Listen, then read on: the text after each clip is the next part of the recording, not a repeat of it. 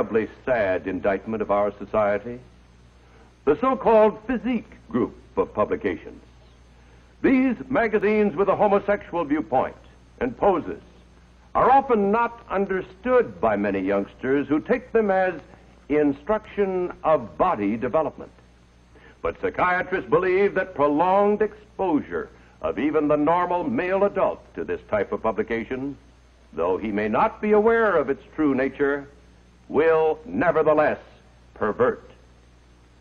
Think then of the consequences to the inexperienced youth who, in purchasing and studying this material, becomes a pawn for these misfits, these homosexuals, who have a slogan that betrays the evil of the breed. Today's conquest, they say, is tomorrow's competition. See the tender age at which homosexuals prefer their conquests. Look here at the young face and bright smile which could be the hope of the world. But in the other half of the picture is revealed the seduction of the innocent.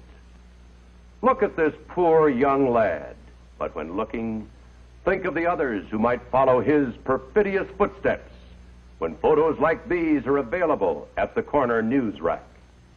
And so it goes, countless poses, still pictures, slides, movies, all with the same content, and more of the same.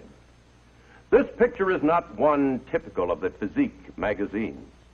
It approaches another class of magazines dealing with transvestites, wherein the wearing of female garments is that which provides sex gratification for the participant. This picture, of course, merely confesses on the cover of the magazine the charges we have made. In this ad, the titles of the magazines and their table of contents speak more eloquently than I of the tremendous problem here presented. Sexual sadism, strange flagellation cults, erotic confessions of a sadist. What is fetishism? The pleasure of pain, the worship of the whip. Sexual problems of a masochist. How to buy a whipping. Famous transvestites. Are cross-dressers afraid of sex? These titles lead us to an even more bizarre but nevertheless common product of our news racks. The composite picture here speaks for itself.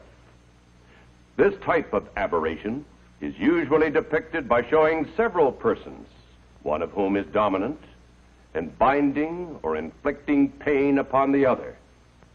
And thus the grotesque costuming and the significance of the extreme spiked heel and the tight boot, the riding crop, the burning cigarette, rubber and leather garments, and all the rest.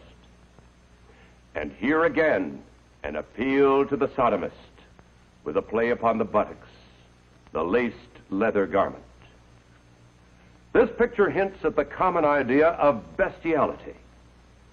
Dr. Sorokin, the renowned sociologist at Harvard, says that today the newsstands, quote, depict the world as a sort of human zoo inhabited by raped, mutilated, and murdered females, and by he-males outmatching in bestiality cavemen and outlusting the lustiest of animals. Male and female alike are hardened in cynical contempt of human life and values, unquote.